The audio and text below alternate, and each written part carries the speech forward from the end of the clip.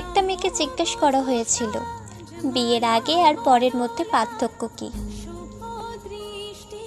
তখন সে বলেছিল, বিয়ের আগে ছিলাম বাবার বাড়ির মেয়ে, আর এখন হয়েছে শ্বশুর বাড়ির বৌমা।